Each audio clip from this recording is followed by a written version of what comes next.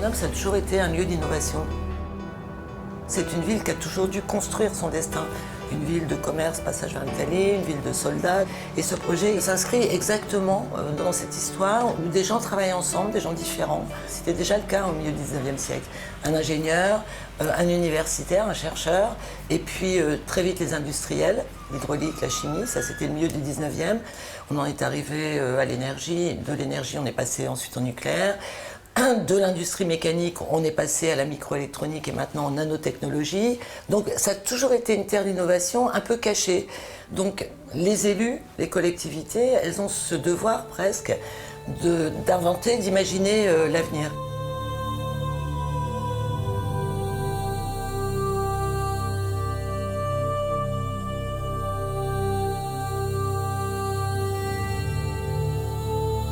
La presqu'île, elle a un des acteurs majeurs de l'innovation en France et au monde, c'est le CEA, qui est, je dirais, avec toute son histoire, je dirais, d'attractivité, a pu être un cœur de développement.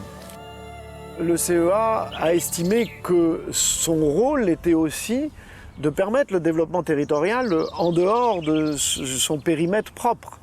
Et le CEA est l'acteur majeur en matière d'innovation et de développement. C'est pas moi qui le dis, c'est les classements internationaux et les classements américains.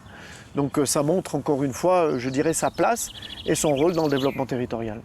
C'est là aussi où il y a, je dirais, le synchrotron. C'est là où il y a les grands instruments. 5 des grands instruments français sur les 9 sont situés là. Donc finalement, je dirais, c'est un espace où il existait au préalable, je dirais, tous les acteurs de l'attractivité.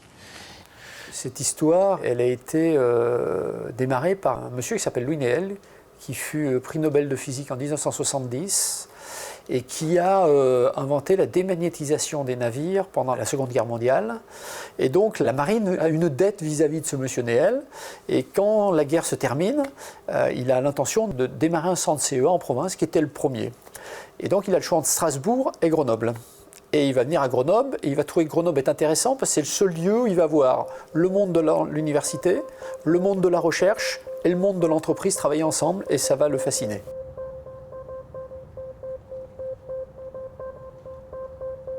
La presqu'île est un polygone d'artillerie. Donc c'est un très très grand terrain de 300 hectares qui ne jouxte pas totalement la ville à ce moment-là, mais plutôt décalé au moins d'1 kilomètre. Et donc c'est une espèce de zone particulière qui va ressembler pendant très longtemps, jusqu'aux années pratiquement 2000, à une vieille zone industrielle des années 50. Et c'était un peu une enclave qui se raccordait à la ville, mais difficilement. Il n'y avait même pas de rue qui amenait au cœur de ce secteur.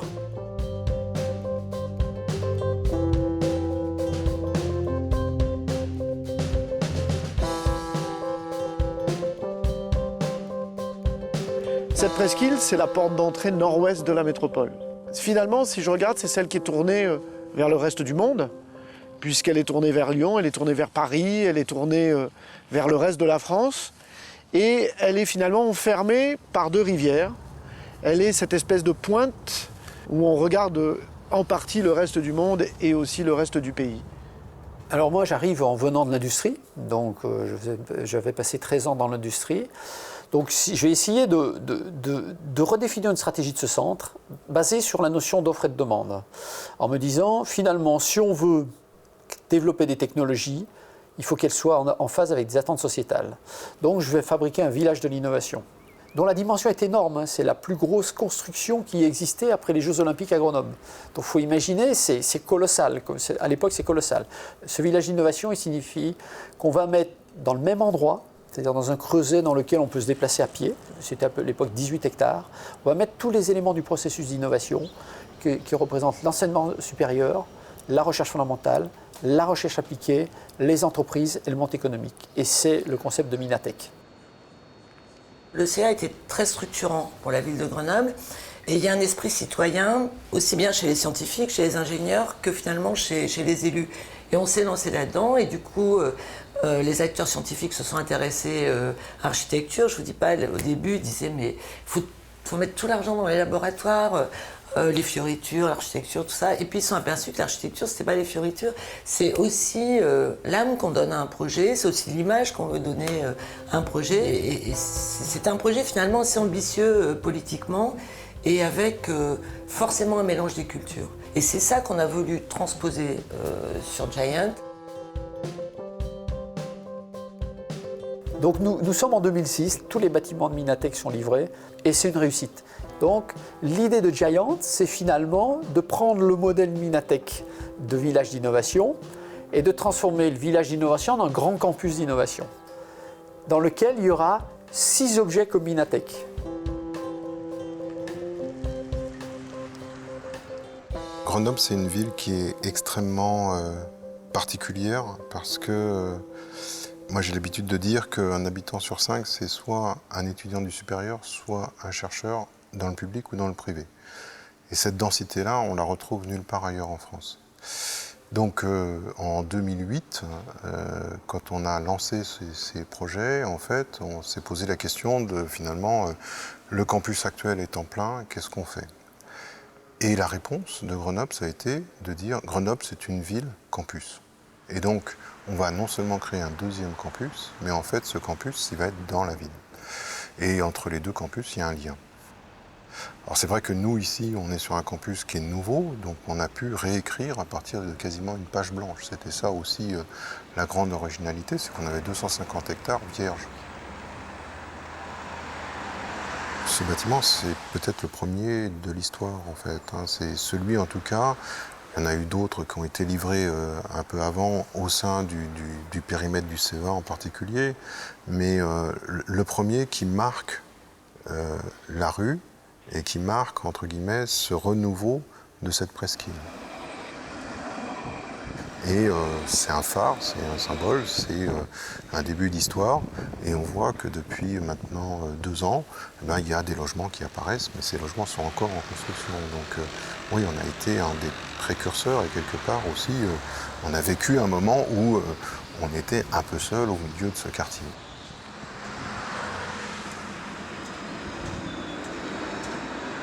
La première chose, c'est que Green Air veut être un bâtiment ouvert. Les rez-de-chaussée, notamment, sont très ouverts. Le volume de la médiathèque qui est au premier étage, c'est ce grand volume horizontal rouge qui avance au-dessus de l'avenue, tout vitré également, c'est un signe d'ouverture.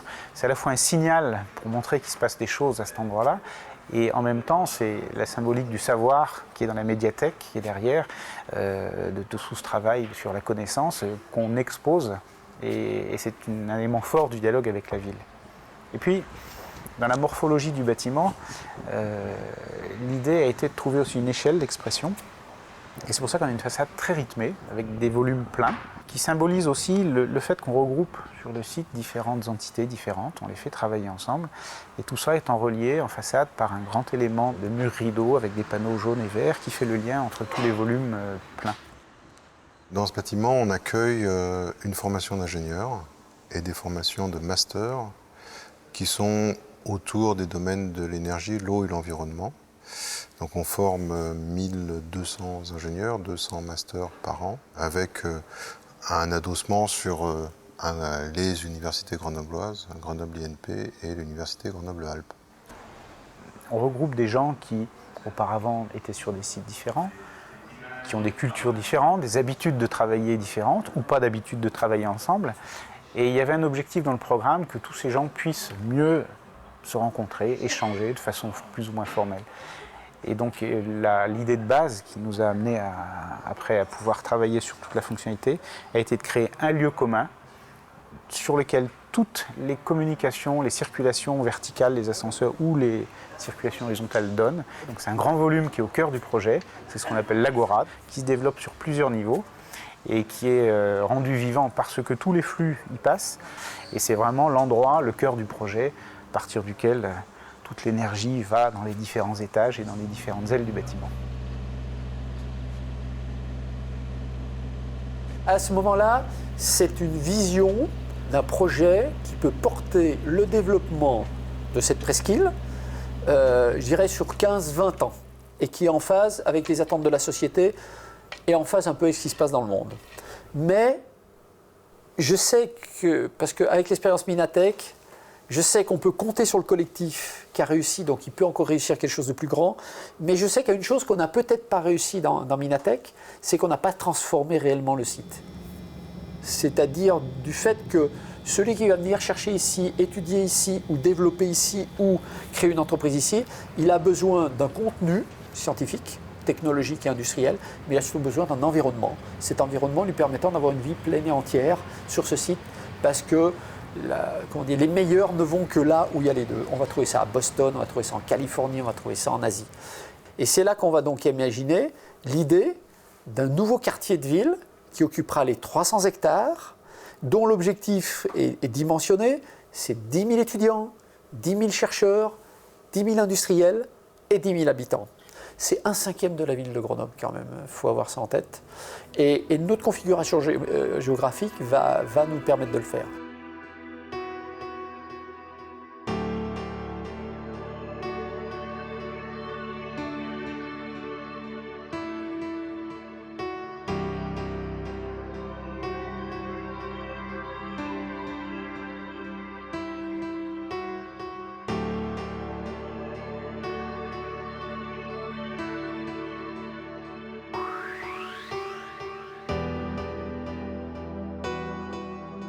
Claude Vasconi avait un plan et il avait un gros stylo très épais et il a tracé une avenue et il a dit on va structurer le quartier avec une âme centrale qui est une âme de flux qui va desservir d'un côté toute la partie science, de l'autre côté la partie industrielle, la partie habitant et comme ça on a une espèce d'artère et on va structurer tout ça avec des quartiers extrêmement bien définis partout. Donc il va faire un plan haussmannien du système et on va monter sur la place Nelson Mandela en hauteur de façon à pouvoir replonger sur la gare directement après pour éviter ce tortillon avant qu'on arrive à la gare. Donc il va créer une avenue artère qui a la capacité de relier tous les dispositifs de transport et d'alimenter tout.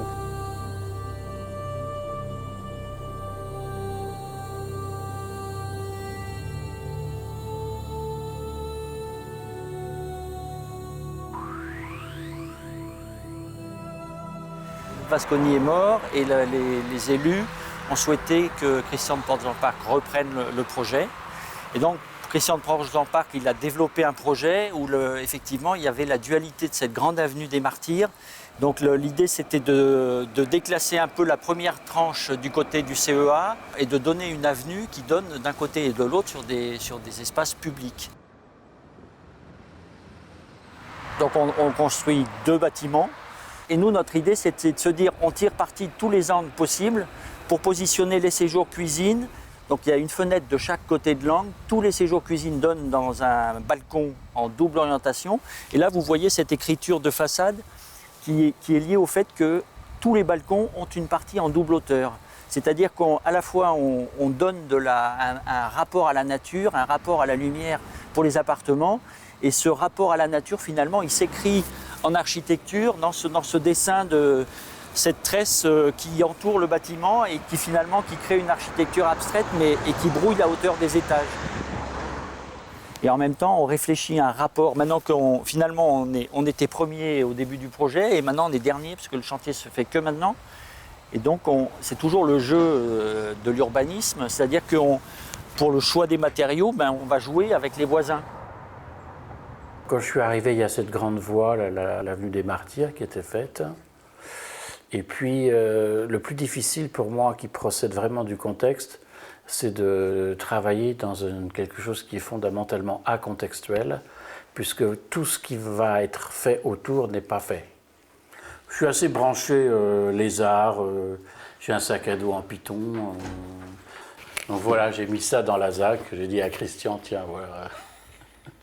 Voilà la maquette. On voit, c'est très très pixelisé, donc c'est assez facile à faire. Cette peau de Python, en fait, quand vous regardez l'immeuble, on ne voit absolument pas où sont les balcons, où sont les fenêtres. Et donc c'est un brouillage.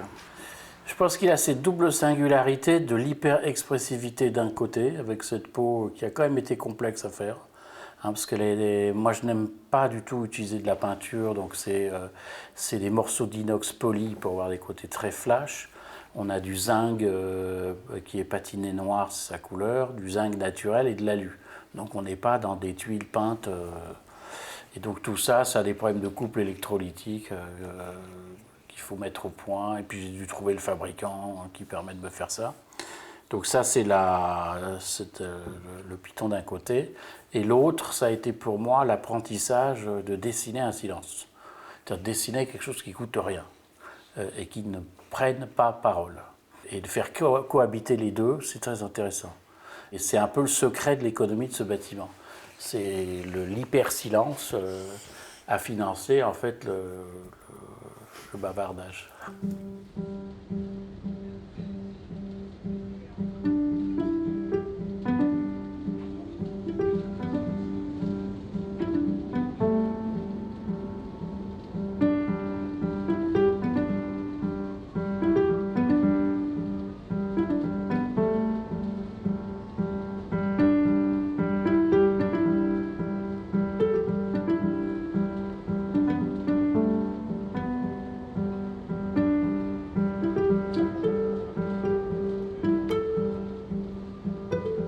Il y a eu tout un travail d'intégration dans la ville, de ce qui était avant très fermé et très isolé, parce qu'il y a eu des activités militaires, parce qu'il y a eu des activités nucléaires, même si c'était pour la recherche, il y avait quand même 2 gros réacteurs.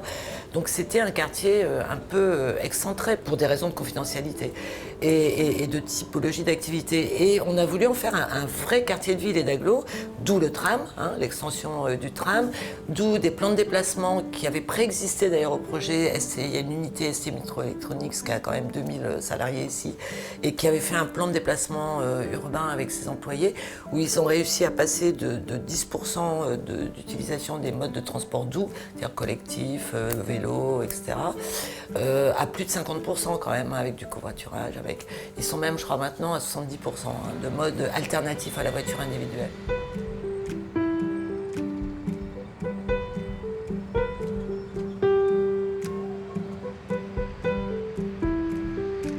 Il faut dire qu'ici, on est dans un axe stratégique.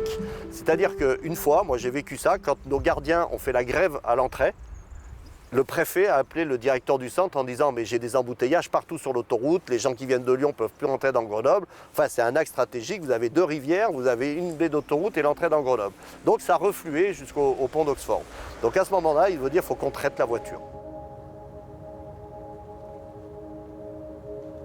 Donc on est sur un site où on était à 16 000 personnes, étudiants, salariés, chercheurs en 2015, et on va passer à 32 000 personnes avec l'arrivée de sièges de Schneider Electric, du Crédit Agricole, mais surtout de résidents.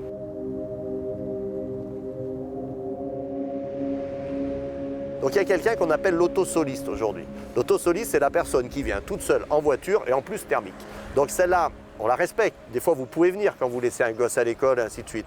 Par contre, la majeure du temps, quand vous avez des transports en commun, là vous avez le tram qui ne va pas tarder à passer derrière, s'il passe toutes les 5 minutes, c'est le terminus de la presqu'île. Le syndicat mixte des transports en commun, les collectivités ont su qu'il était important de nous amener un moyen de transport en commun comme ça pour faire du report modal, ce qu'on appelle, faire passer au transport en commun.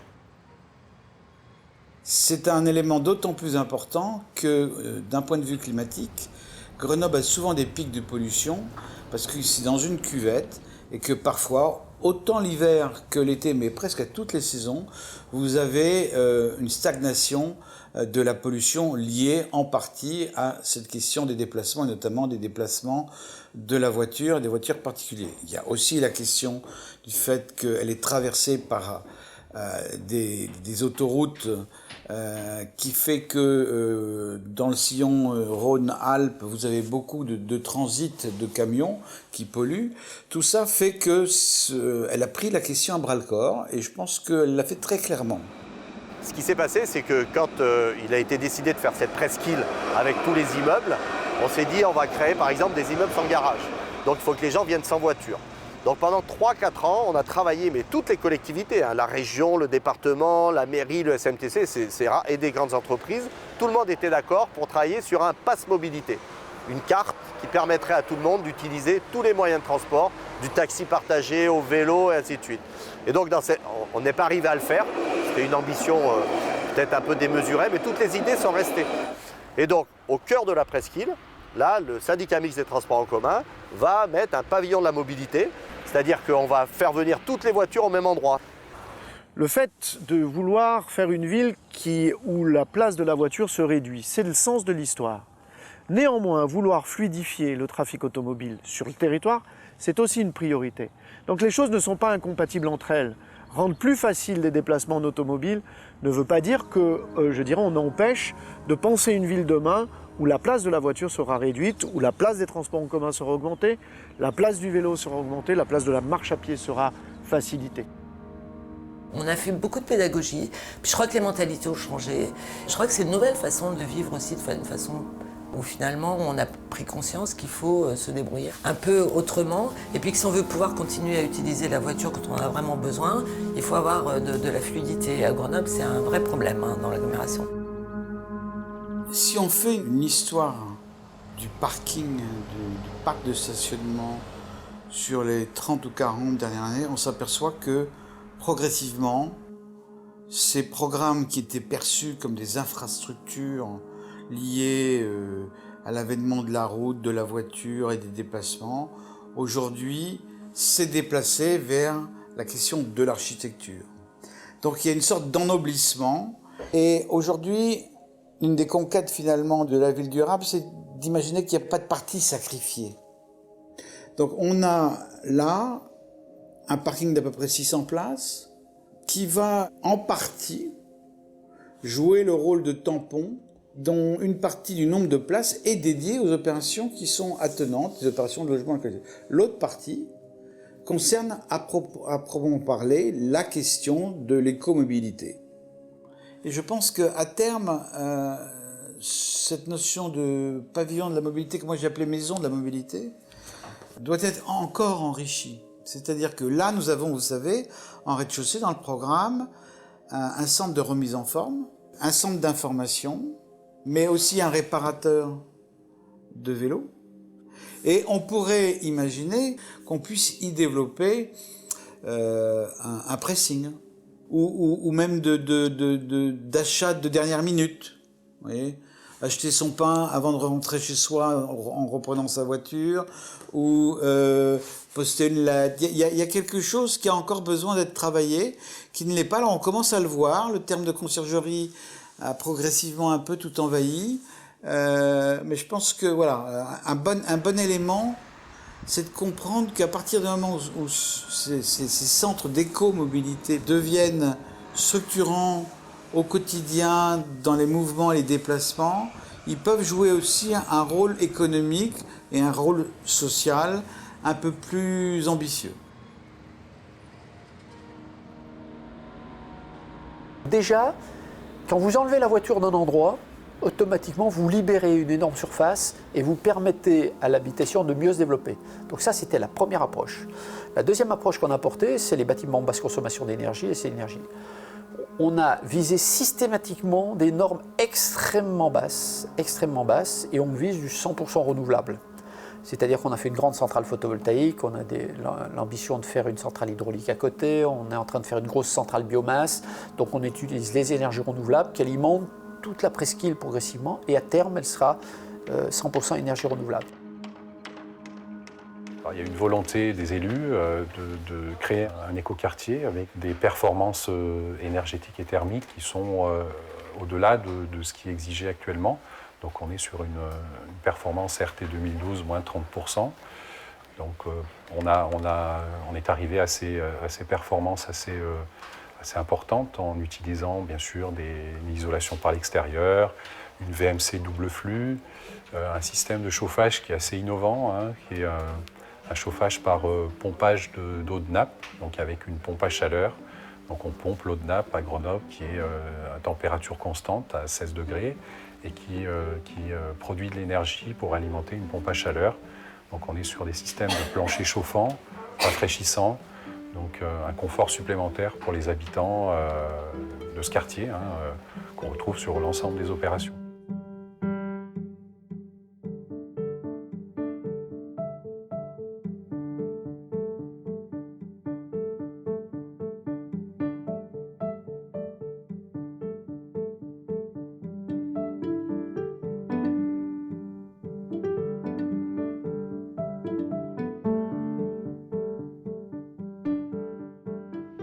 La particularité de ce bâtiment, c'est que c'est effectivement un bâtiment qu'on utilise en tant qu'outil de recherche. Donc c'est un bâtiment qui est à la fois intrinsèquement très performant et en même temps très évolutif, très instrumenté et sur lequel on peut bâtir de nouveaux scénarios. Et c'est ça peut-être la grosse différence avec d'autres endroits, c'est qu'ici, il n'y a rien de figé. Et on s'inscrit complètement dans la durée et dans la capacité à upgrader, changer le contenu de ce bâtiment pour atteindre toujours des performances supérieures. Ça, c'est pour ce bâtiment, et c'est ça qu'on a amené, nous, en tant que chercheurs, c'est nous verrouillez pas dans quelque chose où c'est livré, ça tourne et on n'en parle plus. Non, aujourd'hui, la règle, elle est là. Dans 10 ans, il faudra qu'on soit 2 fois plus performant. Comment on fait pour atteindre ce gain en performance? Et nous, on veut participer à ce travail-là. Donc il faut que le système soit ouvert. Il faut que le bâtiment, on puisse travailler dessus. Il faut que nos étudiants soient capables de modifier la configuration de l'ensemble des réglages, les automates, etc. Et puis même qu'on upgrade en termes de matériel. Aujourd'hui, notre production d'énergie renouvelable n'est pas très importante. On va l'upgrader dans l'année parce que c'est une possibilité qui nous est offerte. On va amener du stockage parce que c'est une possibilité qu'on a identifiée. La thématique même du bâtiment, qui est de faire de la recherche sur des disciplines physiques et notamment l'eau-électricité appliquée au bâtiment, nous ont tout naturellement amené à avoir un bâtiment qui soit très ambitieux. Donc c'est un bâtiment qui est très bien isolé, très peu déperditif, bien protégé du soleil en été. Il y a toute une gestion d'occultation solaire automatisée en fonction de l'exposition. Très économe donc, qui utilise des énergies propres. Par exemple, il y a un gros local serveur, un data center dans le cœur du bâtiment, duquel on extrait des calories en permanence et on les réinjecte pour chauffer ce grand volume central de l'Agora. Autre exemple, le restaurant universitaire a dans sa cuisine des chambres froides, donc des groupes frigo qui tournent toute l'année, duquel on extrait également des calories, qu'on fait passer dans le sol de l'Agora pour avoir un préchauffage du volume. Donc on utilise vraiment, on essaie de réutiliser toutes les sources d'énergie du site. Et puis on a également une particularité dans ce bâtiment, ce qu'on appelle le bâtiment démonstrateur. Une partie du bâtiment est isolée en termes de réseau, électricité, ventilation, climatisation, et peut être alimentée directement par des installations expérimentales qui sont développées par les étudiants ou les chercheurs de l'école, qui peuvent mettre en toiture, dans une zone dédiée, des panneaux photovoltaïques, des éoliennes ou toute autre source de production, et qui l'injectent en direct dans cette partie du bâtiment, qui peuvent mesurer ce qu'on peut produire, qui peuvent mesurer exactement ce qu'on consomme. Et c'est finalement un magnifique laboratoire à l'échelle 1. Dans la vraie vie, si ça marche bien, les gens sont confortables. Si ça ne marche pas, ils ont tous leur anorak ou alors ils sont en tongs. Donc ça, c'est une ambition très forte de l'école d'avoir pu mettre ça en place.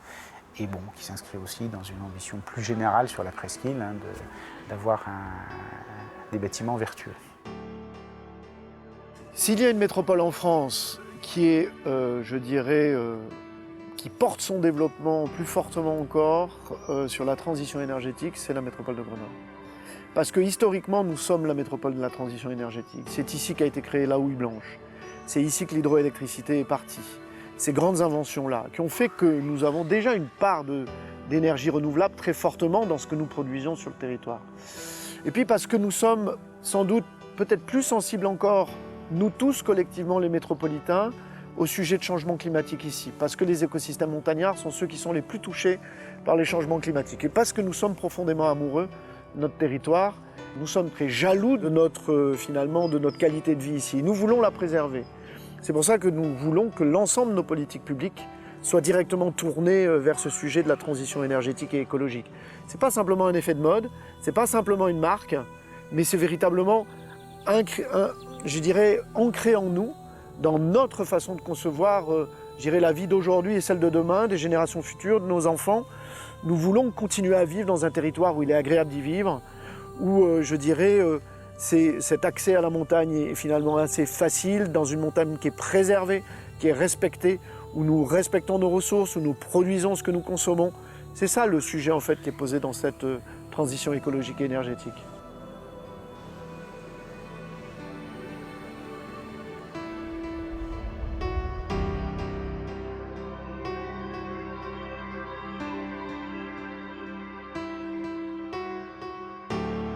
Nous, la réflexion qu'on a eue, c'est de faire un bâtiment qui à la fois s'intègre bien avec l'existant, puisque ce bâtiment est quand même assez détaché, il n'y a rien autour, hein, avec des vues assez lointaines.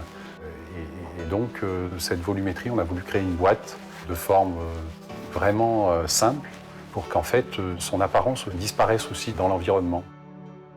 Et donc voilà, c'est la volonté qu'on a eue d'avoir un bâtiment quand même qui abrite un amphithéâtre de 200 personnes, qui est quand même assez massif, mais quand même avoir des transparences. Donc on a ce matériau, donc le métal déployé, qui vient habiller l'ensemble des deux bâtiments, et des parties vitrées pour amener la lumière naturelle importante dans ce genre de bâtiment. L'idée, c'est d'avoir un bâtiment singulier, justement, qui ressorte un peu de ce qu'il y a autour, puisqu'autour, on n'est qu'en R+4. Donc là, c'était vraiment de symboliser cette extension, de la marquer, qu'elle ressorte un peu et qu'on la voit dans l'environnement un peu plus lointain.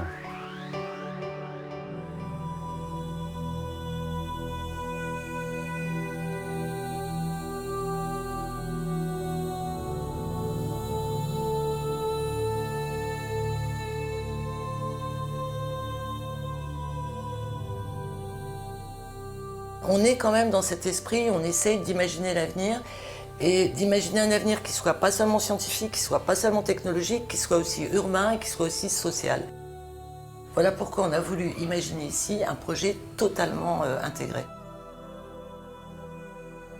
Et aujourd'hui, vous voyez bien, on a les premiers habitants des logements, il y a 35% de logements sociaux, ce qui est quand même pas mal. Si on ajoute les logements pour les étudiants, on arrive à peu près à 40% de logements sociaux. Vous avez des logements sociaux en face des nanotechnologies. Ça peut paraître un peu iconoclaste, mais c'est exactement ça qu'on voulait, avoir un vrai lieu de vie avec des mélanges. Je crois on est allé plus loin que la plupart des campus d'innovation, des quartiers d'innovation, parce qu'on est bien au-delà du campus, qu'on a vu dans le monde, parce qu'on a des vrais habitants et des habitants de tous niveaux sociaux. Alors c'est un bâtiment qui s'inscrit quand même dans le plan masse de Port-Zampar, résidence étudiante, 300 lits. Le CEA, c'est de l'autre côté. On avait ici une friche et on avait quand même, par rapport au CEA qui est assez bas, de bâtiments qui font R2, R3, R4 maximum, bien sûr une autre échelle de bâtiments. C'est un îlot très dense, donc on a essayé de le découper de manière à effectivement avoir une échancrure pour permettre d'ouvrir l'îlot central un petit peu à la lumière, au soleil. Le concept est simple. D'abord, on s'attache toujours à l'organisation intérieure, c'est-à-dire l'espace d'usage, la qualité d'usage. Avoir toutes ces chambres les unes à côté des autres, on a d'abord cherché à essayer de les rassembler en trouvant des failles à l'intérieur de ces longs couloirs ou on va dire coursives de distribution pour donner des vues sur les montagnes. On a un environnement exceptionnel à Grenoble, magnifique. 3 massifs, des sommets enneigés qui changent de couleur selon les saisons. Magnifique, à Grenoble on suit les saisons à la couleur. Le gris de l'hiver, les marrons, les oranges, les jaunes, les orangés, magnifiques de l'automne. On a des massifs proches et lointains. L'hiver, le blanc, l'été, du vert intense, plusieurs verts. Et au printemps, d'ailleurs, on voit des différents verts s'inscrire sur les montagnes, les feuilles persistantes ou caduques. Donc il fallait, depuis l'intérieur, quand on se baladait, quand on se déplaçait à l'intérieur du bâtiment, trouver ces vues et retrouver ces vues. Dans tous les couloirs, toutes les coursives ont toujours une vue sur l'extérieur, jamais bouchées, et elles sont entrecoupées d'espaces de rencontres, des espaces où on peut discuter, se rencontrer, faire connaissance avec son voisin, qui découpent ces coursives et qui donnent bien entendu là aussi différentes vues sur le paysage.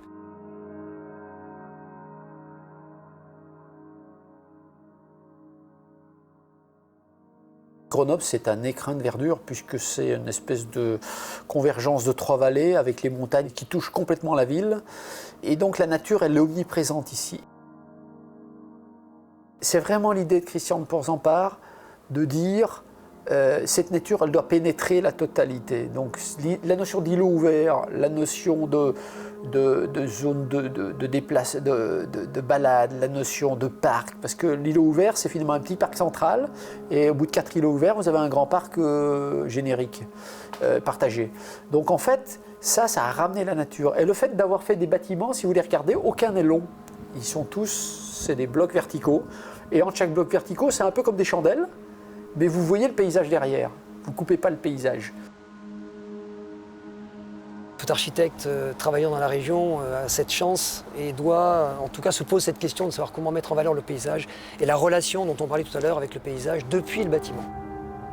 Le bâtiment des fédérations, c'est un bâtiment des entreprises, qui est la maison des entreprises, sur un concept qui était la mise en valeur du savoir-faire des entreprises. En fait, c'était ça, notre credo. Le programme est classique, on va dire, une série de bureaux, une salle de réunion, une belle salle de conférence, mais le reste, c'était le savoir-faire des entreprises de façade, qui manipulent, qui utilisent, qui met en œuvre le fer, le zinc, la pierre, le béton, le savoir-faire et la mise en valeur des métiers, et rassembler les entreprises, et que les entreprises s'y sentent bien, s'y sentent très fiers d'y venir, en disant voilà ce qu'on sait faire finalement, messieurs, mesdames, voilà ce qu'on sait faire. On a géré le bâtiment, on va dire un peu en strates, finalement, le rapport au sol toujours, et le rapport au ciel. Donc finalement, on a mis en œuvre les matériaux, les uns au-dessus des autres, les uns composés avec les autres, les uns ordonnés avec les autres.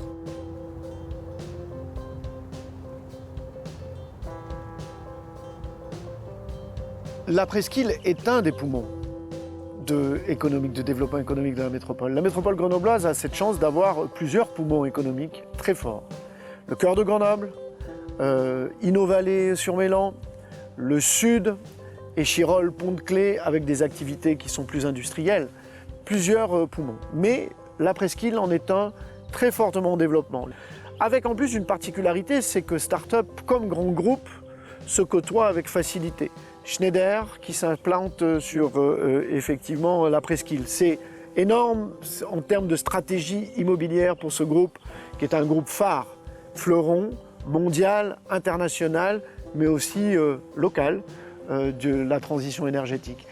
Et puis c'est tout simplement une façon de vivre cet espace des habitants demain au travers d'une approche d'un habitat qui est là aussi original, une place de la voiture qui est particulièrement réduite, mais qui est un choix de vie.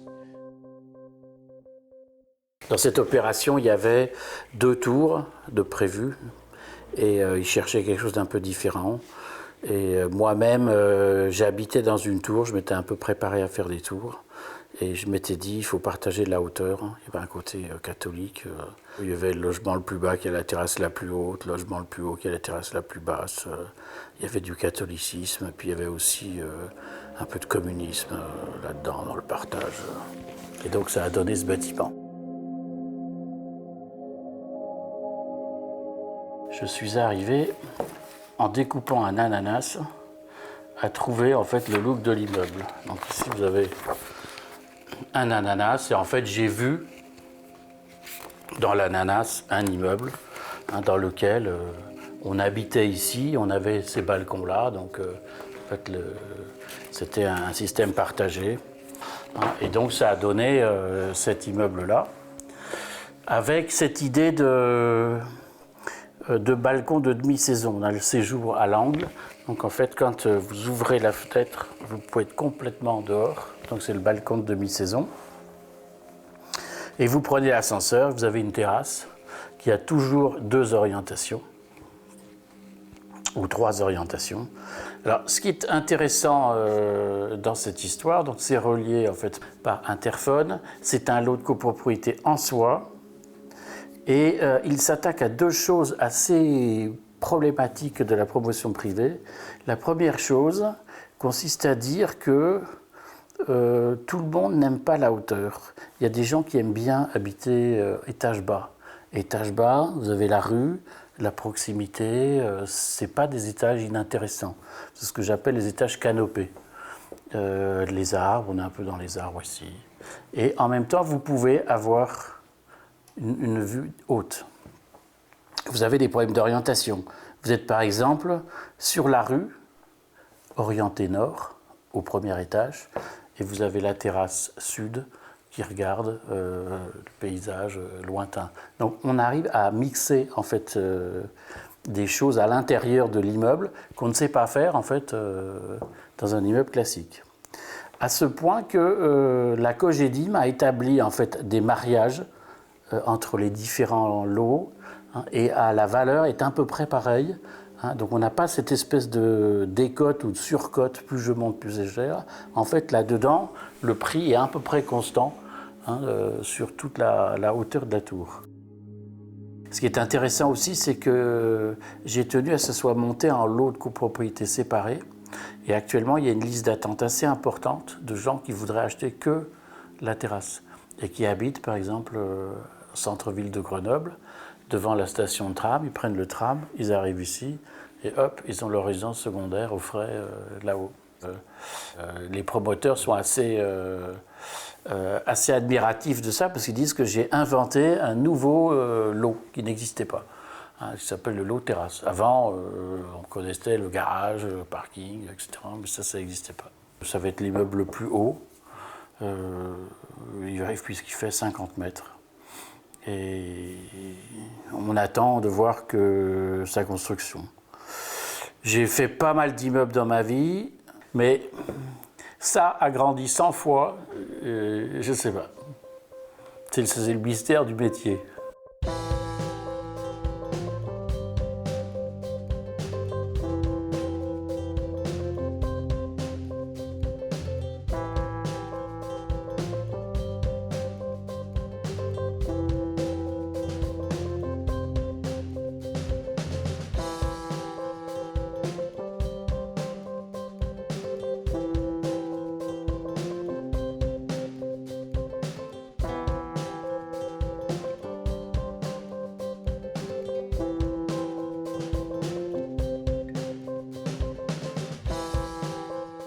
Ce que l'on a voulu faire, c'est finalement donner un visuel d'entrée de métropole qui soit aussi à l'image de notre métropole. D'abord plus qualitatif, esthétique, mais aussi qui montre les grands fleurons de cette métropole.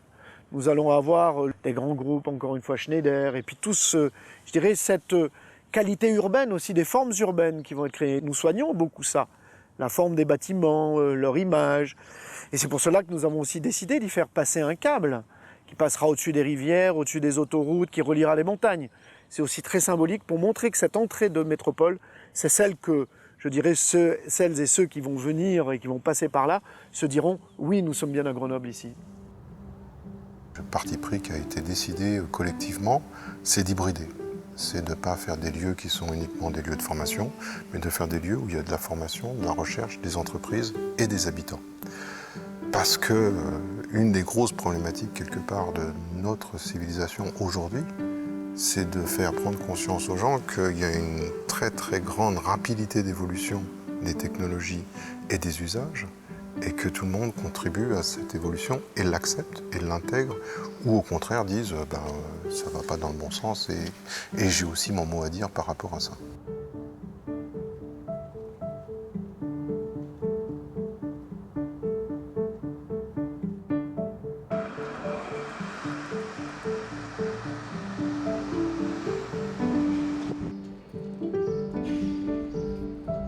Ça faisait aussi partie d'un projet politique qui était de dire l'innovation, c'est pas réservé au Bac+7, il faut que ça entre dans la vie de la ville, il faut que chacun se l'approprie, que ce soit un stimulant pour tout le monde. Pour donner envie aussi dès le plus jeune âge aux jeunes de tout milieu qui sont dans les bâtiments, aux étudiants qui sont dans les logements étudiants, mais aussi aux écoles primaires qui vont se construire juste en face, d'être en quelque sorte acculturés à la science, à la découverte, à l'invention, dès le plus jeune âge. Et moi, si ça peut redonner envie aux jeunes d'aller dans l'industrie, d'aller dans les services, Voilà, qu'on ne soit pas seulement un pays du tourisme et de la cuisine. C'est important, hein, le tourisme et la cuisine, mais c'est pas mal aussi d'être présent dans l'industrie. Donc c'est un démonstrateur d'excellence technologique, mais moi je suis convaincue que c'est par l'innovation, que ce soit l'innovation des usages sociétals ou l'innovation technologique, l'innovation scientifique, née de la recherche, qu'on arrivera à rester une grande puissance quand même, et ce qui permettra de créer des emplois. Pour maintenir les salles blanches, il faut beaucoup d'artisans, hein. Moi, j'avais calculé qu'avec la Seine-Minatek, ces quelques milliers de mètres carrés de salles blanches et de salles grises pour les biotech, salles blanches pour la microélectronique et les nanos, eh bien, on faisait travailler 1000 personnes par an. De corps d'artisanat différents, de corps de bâtiments différents. Donc, c'est extrêmement positif. Donc on ne va pas avoir des hectares d'usines ici, mais on a des entreprises, encore une fois, et des unités qui ont besoin de corps de métier très divers. Donc moi, je n'ai jamais opposé en tant qu'élu les services, une économie de service et une économie de production, parce qu'elles sont intimement liées. La moitié des emplois industriels sont des emplois de service à l'industrie. Donc je crois qu'il faudra apprendre à aimer notre industrie et à la servir en innovation. Et c'est exactement ce qu'est cet endroit.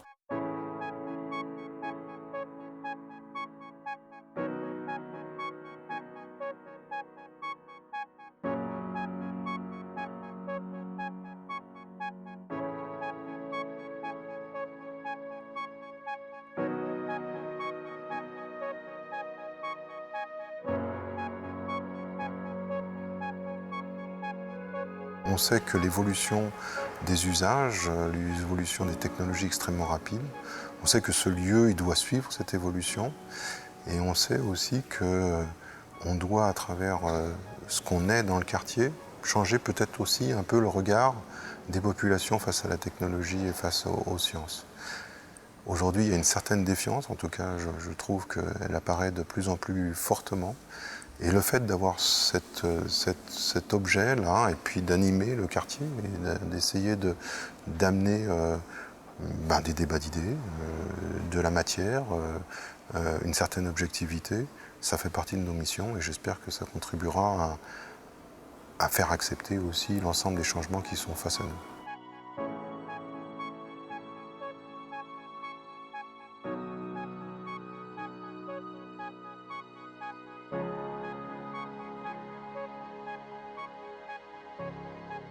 Ça renvoie un peu une image qui est une image de... Ici, c'est différent. C'est de l'innovation, donc on innove dans la technologie, on innove dans l'entreprise, on innove dans les méthodologies, mais on va aussi innover dans le bâtiment, on va innover dans la structure architecturale, on va innover dans les transports, on va innover partout. On va innover sur le plan social, puisqu'on a voulu de la mixité, on va innover sur le plan d'éducation, on va innover sur le plan des services, on va innover sur le plan de l'énergie. Donc Christian de Porzenparc, il a gardé cette notion d'innovation, et il a apporté sa propre vision, sa propre sensibilité, et il a fait de cette artère quelque chose qui finalement est naturel dans l'esprit des gens, c'est-à-dire que plus personne ne sait se représenter ce qu'il y avait avant. Je pense qu'on a encore un travail à faire, mais qu'on a commencé à faire à titre expérimental sur Minatek, c'est transformer 100% en zone piétonne, c'est-à-dire à Minatek il n'y a pas de véhicule autre que tout le monde est à pied. Et ça veut dire qu'on fait disparaître le goudron gris-noir, le bitume gris-noir, on fait disparaître les trottoirs, on a des vélos partout, les gens se déplacent à pied. Je pense qu'on a encore des zones qui va créer un autre style. Il nous manque encore un style, on a encore gardé un peu trop les trottoirs et le bitume. Donc il faut encore casser ça. Mais je pense qu'au cours du temps, on va déployer ce qu'on a déjà réalisé sur Minatek. Et on s'aperçoit que ça donne un autre état d'esprit. On est dans un campus à l'américaine, quoi. Ce qui est très important aujourd'hui, et c'est majeur, c'est nous on travaille sur le report modal, donc aller vers d'autres moyens de transport. Donc il faut absolument fidéliser les gens qui ont fait le passage. Donc ceux qui ont décidé de prendre le train, il faut se battre avec la SNCF pour que le train soit à l'heure. D'accord ? Il faut fidéliser, il faut aménager les pistes cyclables. Il faut sécuriser ça pour qu'ils ne reviennent pas à la voiture. Et deuxièmement, il faut aller attaquer ceux qui n'ont pas fait l'effort de prendre toutes les mesures qu'on avait fait. Et là, on a un vivier énorme et obligatoire, c'est le covoiturage et la voiture partagée. Si on ne réussit pas le pari du covoiturage et la voiture partagée, c'est perdu. Donc voilà, le combat des 3-4 années futures, C'est un combat sociologique aussi, parce que les gens, il faut changer les habitudes. Aujourd'hui, vous prenez les jeunes jusqu'à 30 ans, il y en a, ils ne passent même pas le permis de conduire. Ma dernière fille, mais je me bats pour qu'elle passe le permis de conduire. Elle dit, papa, j'ai pas besoin, j'ai le transport en commun ou j'ai Blablacar. Très bien. Alors qu'au-dessus de 35 ans, c'est dingue. C'est ma voiture, quoi. On est resté accroché à la voiture, et donc les gens ne veulent pas la partager.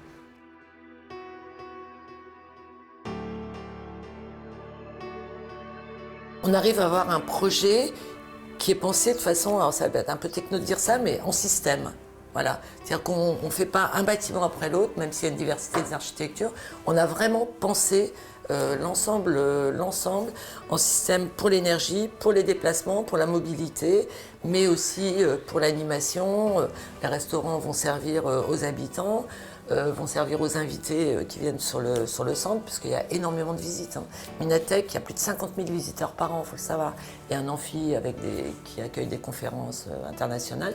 Donc finalement, ça va être un mélange. Et moi, je suis convaincue que pour un enfant qui est né dans un milieu social pas forcément très ouvert au monde, parce qu'ils ont d'autres problèmes, d'autres soucis, aller dans un commerce où il entend parler des langues différentes, où il voit des gens de milieux sociaux différents, c'est extrêmement stimulant. C'est aussi comme ça qu'on ouvre la tête et qu'on donne un avenir et une ambition. C'est bien d'avoir de l'ambition, c'est bien d'avoir envie de faire des choses sur le utile au monde. Moi, c'est peut-être un peu utopique de dire ça, mais moi je suis convaincue que c'est comme ça qu'on crée finalement ce fameux vivre ensemble qu'on nous rabâche, mais qui souvent est un vœu pieux. Voilà, concrètement, on a des endroits ouverts.